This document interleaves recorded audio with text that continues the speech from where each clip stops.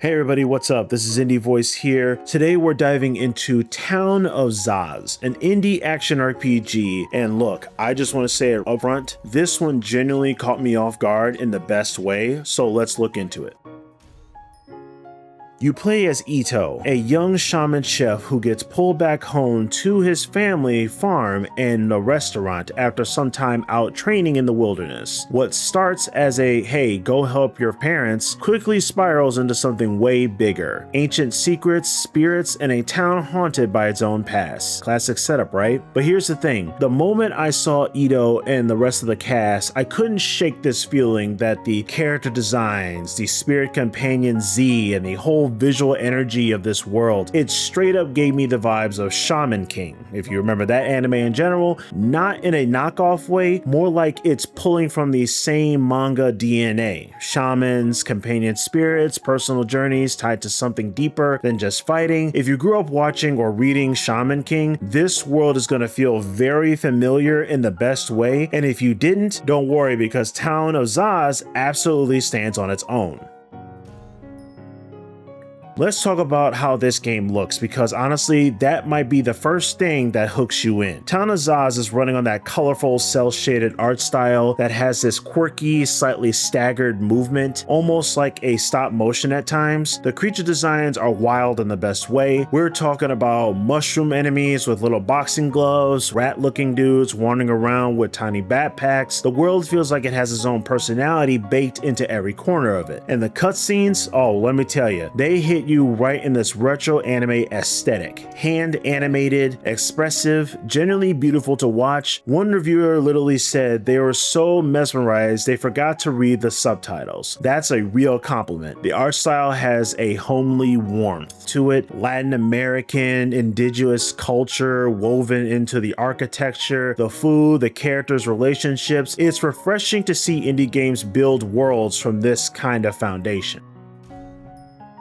Alright, let's talk about the gameplay, and this is where Town of Zoz gets very interesting because this game is doing a lot. At its core, you got a real-time action combat. Ito swings his machete, dodges and fights along Z, his glowing companion spirit. You can actually steer Z with the right stick to help manage crowds, or just let him do his own thing. It adds a little extra brain to the combat that I really appreciate. Boss fights in particular stand out. They introduce unique mechanics and actually make you think instead of just button mashing. But the combat is only one piece of this whole thing. You also have farming, cooking, exploration, dungeon crawling, and relationship building, all running at the same time. Food is the heart of the whole game. You cook meals for the townspeople to build bonds and unlock their stories. You can eat food yourself to get stat boosts before hunts. Cooking feels meaningful here, not just tacked on. The recipes are rooted in real Latin American cuisine and they're genuinely thoughtfully crafted. My stomach growled through a couple of the amazing food animations, no joke. Now, I'm gonna pretty much be honest with you. The combat has some rough edges. The moveset can get very repetitive over time. The stamina bar drains pretty fast. The platforming sections have some floaty, inconsistent movements that will frustrate you, and your companion characters can be a little glitchy when switching mid-fight. These are real issues,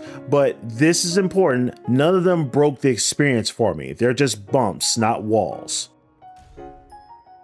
The story is where I genuinely fell in love with this game. Ito is written as a flawed, real kid, arrogant, impatient, trying to prove himself to a strict father while his mother quietly holds the family together. That's a family dynamic I've seen in real life, and the game nails it in general. As the town's secrets start unraveling, you're not just fighting monsters, you're helping people face their own personal demons. Local heroes, shopkeepers, athletes, a magical sector, a soul smith who enhance your gear. Every character in Zoz feels like they belong there, and they all have something to say. The world building draws from the Latin American indigenous culture with a lot of care. Things like language barriers between generations, food as a form of culture memory, the sacred nature of recipes passed down through family. It's the kind of storytelling that you don't see enough in games. One honest critique though, pacing. The game's opening hours ask for a lot of patience. The big story pretty much tends to pile up all at once after boss fights instead of unfolding naturally. That can create a little bit of distance right when the story should be landing its heaviest punches. The smaller, quieter moments with the townspeople actually breathe better than most of the major plot beats. It's not a deal breaker, it's just worth knowing when going into this game.